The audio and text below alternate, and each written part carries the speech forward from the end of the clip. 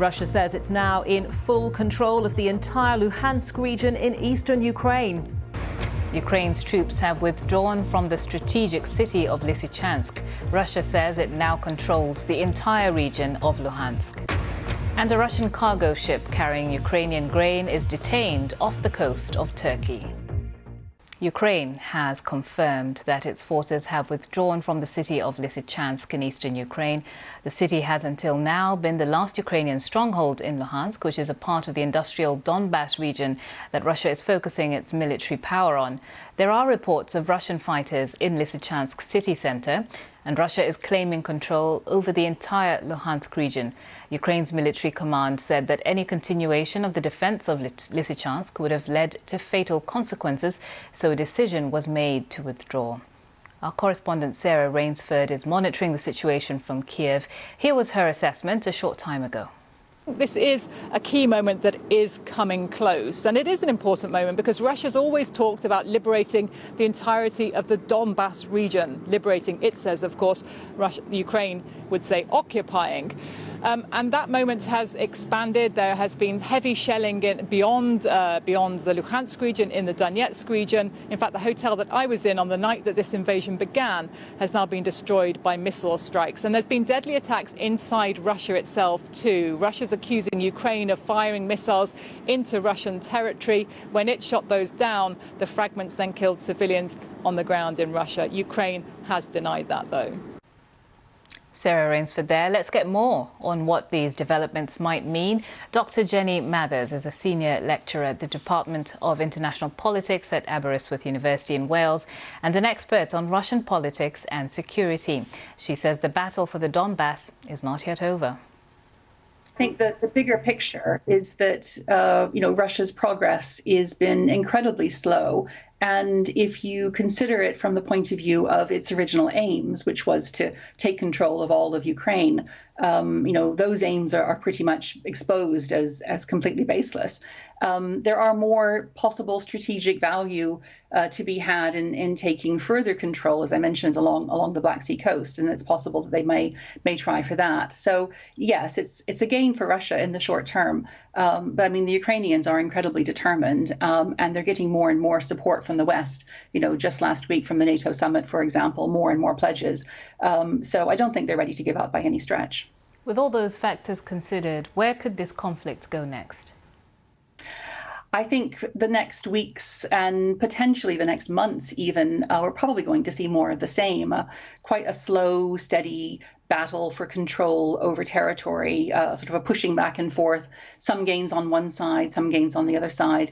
The big question is whether ultimately Ukraine will have enough capability to halt that forward movement and to start pushing back in significant areas in the Donbass as they've pushed back elsewhere. I was speaking there to Dr. Jenny Mathers. Ukraine's ambassador to Turkey says local customs officials have seized a Russian cargo ship carrying what it says is plundered Ukrainian grain. Earlier, Ukraine's prosecutor general asked Ankara to detain the ship, currently anchored off a Turkish port east of Istanbul. The Kremlin says it's not theft, but rather export of goods from territory that it controls. Kiev is hoping that forensic analysis will prove the grain has been plundered. Russia's Foreign Minister Sergei Lavrov said he believes that the UK is trying to find grounds and create conditions for the UK's Royal Navy to enter the Black Sea and lead the process of releasing grain from Ukraine. This food crisis is being used for a variety of purposes, not only for propaganda, but to clear Ukraine's name and once again blame everything on Moscow. But if you listen to, for example, Boris Johnson and his Foreign Secretary, they're clearly trying to create conditions to find pretexts for the Royal Navy to infiltrate the Black Sea and begin sort of leading the entire process of releasing grain from the ports, which have been mined by the Ukrainians, and which the Ukrainians are bound to demine. Russia's Foreign Minister Sergei Lavrov. Well, earlier I spoke to Onur Erem from BBC Turkish, and I asked him what he knows about the ship, the Zibek Zoli, and why it's been seized. It has a Russian flag. It's owned by a Kazakh company and it's chartered to a Russian company. A BBC investigation found out that it shut down its transponders in the end of last month in Sea of Azov. and then it got its load from the Ukrainian town of Berdyansk, which is under Russian occupation. This ship came to Turkey on Friday, on 1st of July, and we know that the ship is carrying 7,000 tons of grain, thanks to a telegram post of Russian-appointed governor of the region, Yevhen Balitsky. So the Ukrainian authorities made this application for Turkey to seize it. They claim that the grain is stolen from Ukrainians, and Turkish authorities are investigating the situation now. Today, the Ukrainian ambassador to Ankara told that he expects a decision on Monday. They want the ship to be confiscated, but there are other options as well.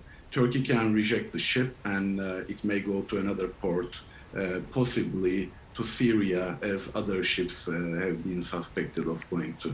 Okay, so Turkey has responded to that request from Ukraine to detain the ship because they say the grain on it is stolen from Ukraine. But what is Russia saying about the grain that's on the ship? Russia rejects this claim, and they argue that this is a regular and legal trade. But we know that there have been other instances as well when Ukrainians, especially farmers, they accused Russian soldiers for stealing their grains or being forced to sell them for 1/3 of the market price. So this is what the accusations are based on.